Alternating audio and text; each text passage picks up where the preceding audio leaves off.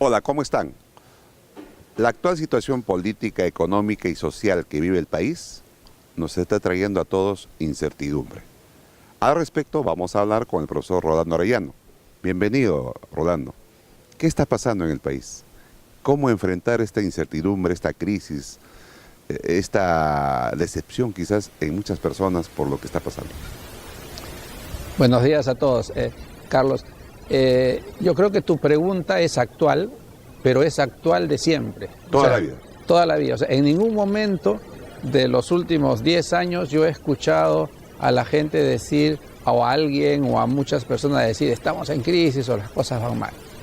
Entonces, lo primero es que hay que reflexionar sobre la magnitud que uno le da a las cosas.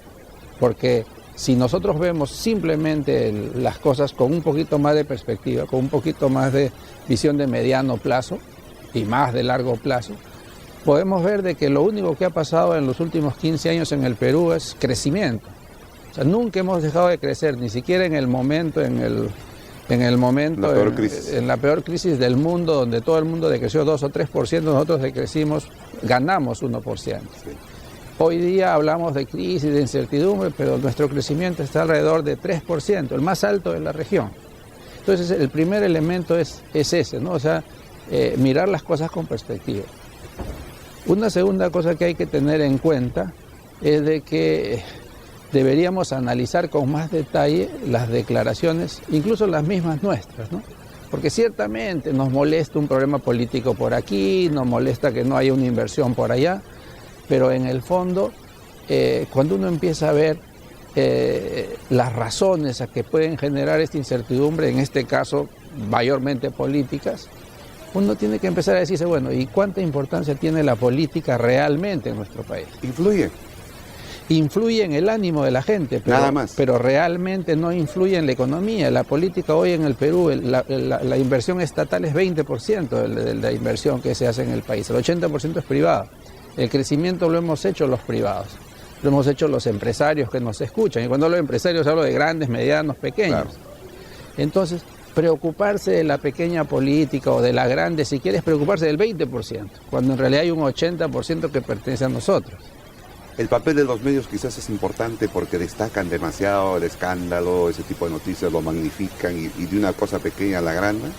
El papel de los medios es fundamental porque creo que los medios están olvidando un poco su labor de líderes de opinión. Y de orientadores de líderes de opinión. Y más bien se están volviendo seguidores de la opinión. Es decir, empiezan a ver lo que la calle dice o lo que las redes sociales dicen y siguen a las redes sociales o siguen a la calle o eventualmente a las encuestas en lugar de ser los orientadores y decirle a la gente, cuidado, o sea, esto no está tan mal como parece.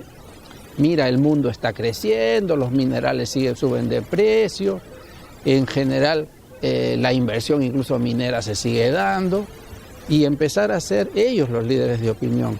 Por otro lado, más bien, cuando los líderes de opinión, y hablo de la prensa, pero también hablo de comunicadores, hablo de analistas, los columnistas. Cuando uno empieza a decir que las cosas van a ir mal, simplemente porque siente que van a ir mal, produce un círculo vicioso, porque la gente se asusta, claro, eso trae no invierte, claro. y sí se genera el círculo vicioso del que estamos hablando. Entonces, ¿qué hacer? ¿Qué hacer? Mirar las cosas con la frialdad necesaria. Estamos en Centrum, es una institución para empresas, para formar gerentes, y el gerente por esencia es optimista. Cuando hablamos de inversión, hablamos de que yo pongo dinero, esfuerzo, pensando en que va a regresar más. Eso es el optimismo puro. O sea, un empresario no puede ser pesimista porque si no está en el mal lugar. A nosotros, en los empresarios, en las escuelas de negocios, nos enseñan a resolver los problemas, no nos enseñan a decirlos. Entonces, cuando veamos un problema, empecemos inmediatamente a buscar, primero, cuál es la razón para encontrar la solución. Pero dejémonos de estar lamentándonos de las cosas, porque lo único que hace es agravar la situación. Interesante tu apreciación y tu análisis, Rolando. Gracias, hasta cualquier momento.